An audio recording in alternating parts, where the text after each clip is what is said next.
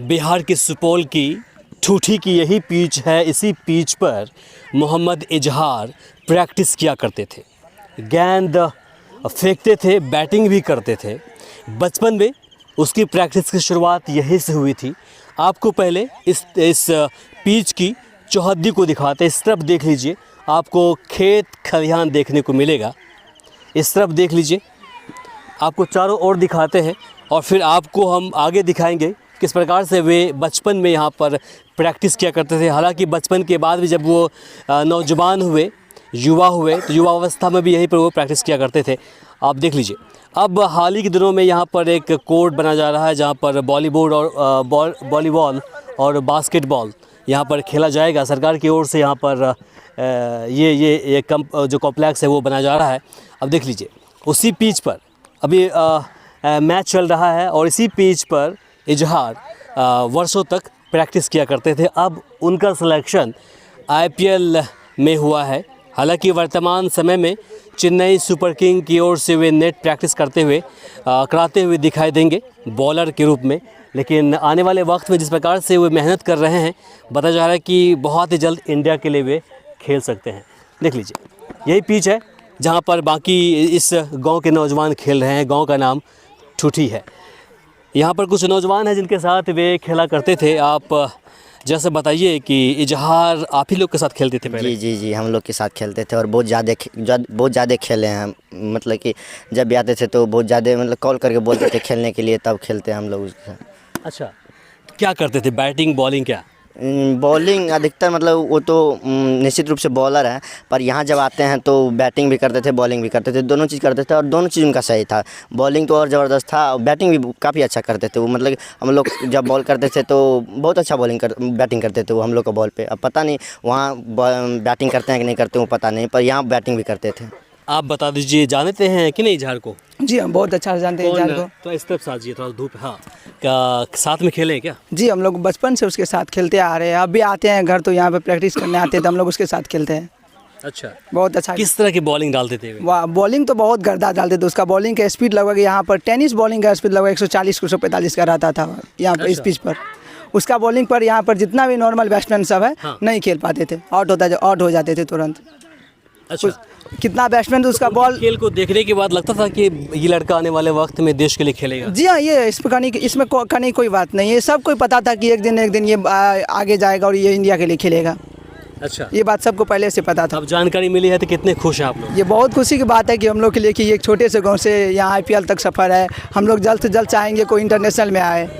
अच्छा, चलिए कुछ और लोग भी हैं, जान लेते हैं कि आखिर वे इस पर क्या कहते हैं। आप कुछ बोलेंगे? आप भी आपके साथ में खेलते थे क्या इजहार? हाँ, इजहार तो हमारे साथ में खेलता है। तो आप बैटिंग, वो बॉलिंग करते थे क्या? हाँ जी। उनकी बॉल की क्या क्वालिटी थी? मतलब किस तरह से बॉल करते थे? अच्छे बॉलर थे, जैसे हम लगता था मिचेल स्टार्क सामने से डाल रहे हैं। एक इंसिडेंट आपको बताते हैं। हाँ। जब हम लोग मैच खेल रहे थे, हाँ, तो उनके पापा आए थे। हाँ। तो उनका पापा नहीं चाह रहे थे कि पढ़ो लिखो मैच खेलो, लेकिन बिहार का ही ऐसा गार्जियन में है तो वो छुप जाता थे वो बंसबिट्टी में। भविष्य नहीं दिखता था। हाँ, तो वो इजहार जो है ना, हाँ, खेलते खेलते उसका अगर अब्बा आते थे, हाँ, तो वो छुप जाते थे बंसबिट्टी में। देखिए, नाम क्या हुआ आपका? मनीष कुमार। मनीष कुमार जी कह रहे हैं कि जब इजहार जी यहाँ पर प्रैक्टिस करने के लिए आते थे बचपन में, और कहीं से उनके पिताजी को भनक लगती थी कि उनका बेटा जो है इजहार यहाँ खेलते हैं, तो उनके डर से इस बांस में छुपते थे। देख लीजिए, इस बांस में वे छुप जाते थे ताकि उनके पिताजी उनको डांटे नहीं, मारे नहीं, चूँकि वे नहीं चाहते थे कि अपना टाइम और भविष्य को बर्बाद करें। चूँकि बिहार में ऐसा ही होता है, यहाँ पर खेल में भविष्य दूर दूर तक नहीं दिखता है। लेकिन वो बात अलग है कि अब के दौर में कईयों को मौका मिला। अब क्या कहेंगे? उनके पापा शिक्षक जानवे करते हैं शिक्षक कैसा होता है, शिष्टाचार ये सब होना चाहिए। तो छुप जाते थे, उनके अब्बा आते थे तो हम लोग झूठ बोल देते थे, नहीं यहाँ इजहार नहीं खेल रहा है। शायद इजहार को हम देखे उस तरफ जाते हुए, तो उसका पापा उधर चल जाते थे। हम लोग झूठ बोलते थे उसके अब्बा से। एक छोटू भी आते, वो आप नहीं रहे इस धरती पे। अच्छा। वो तो डेट कर गए। हाँ, उन सब लाते थे उनको।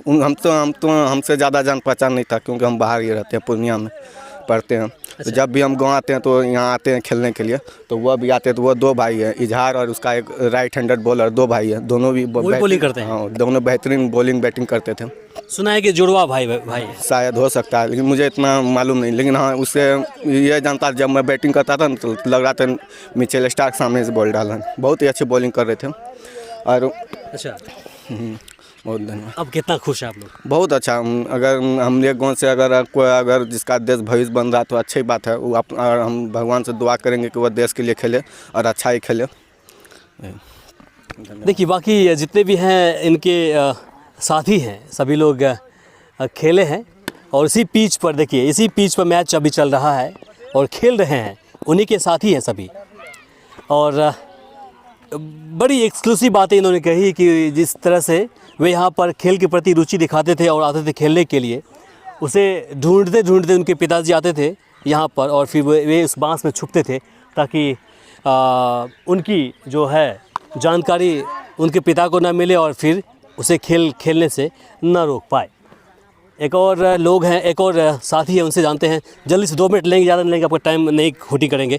क्या कहेंगे आप? देखिए, मैं तो यही कहना चाहूँगा, इजहार जो थे बहुत अच्छे खिलाड़ी थे। उनमें काफ़ी प्रतिभाशाली खिलाड़ी थे और वो कड़ी मेहनत करते थे। वो अपने मेहनत के बदौलत पे आज जो भी है वो अपने मेहनत के बदौलत पे आज जो उनका चयन हुआ है चेन्नई टीम में उनका नेट बॉलर के रूप में, ठीक है, वो कहीं ना कहीं उनके मेहनत और प्रतिभाशाली खिलाड़ी होने का प्रतीक डिजर्व करते हैं। जी, वो डिजर्व करते हैं। इसमें कोई बात नहीं है, इसमें कोई दोराहा नहीं है कि वो अच्छे खिलाड़ी नहीं। यदि कोई भी इतना बड़ा लीग तक पहुंचता है तो उनमें कुछ ना कुछ प्रतिभावान वो ज़रूर होता है, तभी वहां तक पहुंचता है। जी, देखिए, एक गरीब का बच्चा कहाँ से कहाँ पहुँच गया, एक छोटे से गांव से उठ कर। देखिए इसी पिच, हाँ गरीब क्या कहेंगे, एक शिक्षक की क्या औकात होती है। तो शिक्षक जो है, नहीं हम उसकी बात नहीं कर रहे, हम बात कर रहे पैसे की बात कर रहे हैं।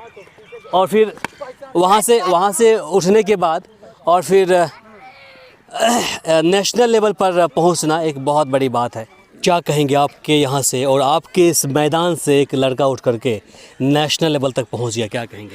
ये सही में हम लोगों के लिए और पूरे गांव के बिहार के लिए पूरी खुशी की बात है कि एक छोटे से कस्बे से आकर के एक लड़के ने नेशनल लेवल पे अपना जगह बनाया। और मैं भगवान से यही प्रार्थना करता हूं कि वो और आगे खेल करके देश का नाम रोशन करे और साथ साथ अपने गांव का, बिहार का नाम रोशन करे। सुविधाओं को लेकर क्या कहेंगे? जिस प्रकार से हमारे यहाँ सुविधा की कमी है, बच्चे बाहर नहीं निकल पाते हैं, क्या कहेंगे?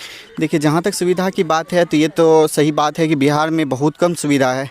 नहीं उस तरह का किसी भी प्लेयर को कोई भी चीज़ प्रोवाइड किया जा सकता है जिससे वो एक अपना बेहतर पर अपना एफर्ट डाल सके और अच्छा प्रदर्शन कर सके। लेकिन फिर भी जितना सुविधा है और इससे एरिया से निकल करके इतने लेवल पे जाना ये बहुत बड़ी बात है। और जितने भी छोटे बच्चे हैं उन सबों के लिए काफ़ी मोटिवेट करने वाली बात है और उन्हें सीख करके कई और बच्चे इस तरह से आगे बढ़ सकते हैं। लगता है हमें कि कहीं ना कहीं ये नेता लोग हैं ना, उनकी साजिश है, इसलिए नहीं चाहते हैं कि यहाँ के बच्चे आगे निकले। चूँकि आप देखते होंगे कि जब बिहार का अगर मजदूर अन्य राज्य अगर नहीं जाता है तो उनका जीडीपी ख़त्म हो जाएगी, डाउन हो जाएगा। ये बात आप सही बोल रहे हैं, क्योंकि जो भी बिहार के नेता हैं उनको वो कभी भी अपने बच्चे को गांव घर में नहीं रखते हैं। वो क्या करते हैं, अपने शहर में एक अच्छा उनको सारी चीज़ प्रोवाइड किया जा सके इसलिए वो लोग बाहर में रखते हैं। और वो इसलिए खास करके बाहर में ज़्यादा ध्यान देते हैं और गाँव घर में बहुत कम ध्यान देते हैं। यदि मेरे ख्याल से जिस तरह से बाहर में जो शहर के बच्चे को जितना चीज़ प्रोवाइड किया जाता है, जितना सुविधा मिलती है, उतना यदि गाँव के बच्चे को मिले तो मेरे ख्याल से सही शहर के बच्चे के कंपेयर में क्योंकि यहाँ की जो इम्यूनिटी पावर है बच्चों की बहुत स्ट्रॉन्ग है। आपने कोरोना काल में देखा होगा कि यहाँ के बहुत कम लोग मरे थे। क्योंकि यहाँ पर किसान लगभग 75% किसान है, बाकी शहरी क्षेत्र कम है। तो बच्चे यहाँ के जो लोग हैं काफ़ी इम्यूनिटी स्ट्रॉन्ग है। साथ ही सुविधाएं नहीं है, इसकी वजह से ये लोग आगे नहीं बढ़ पाते। अगर सुविधाएं मिलना शुरू हो जाए और सरकार इनको प्रोत्साहित करना शुरू कर दे, फैसिलिटी देना शुरू कर दे, तो कहीं ना कहीं जिस तरह से ये लोग अपने मेहनत से आगे झंडा गाड़ते हैं, देश में फतेह कर जाएंगे। एकदम सही बात बोल रहे हैं।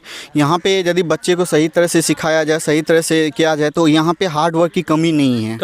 बस उसको चाहिए क्या, सही गाइडेंस और सही उसको सारा चीज़ सुविधा मिला जाए जिससे वो अपने देश का नाम रोशन कर पाएगा।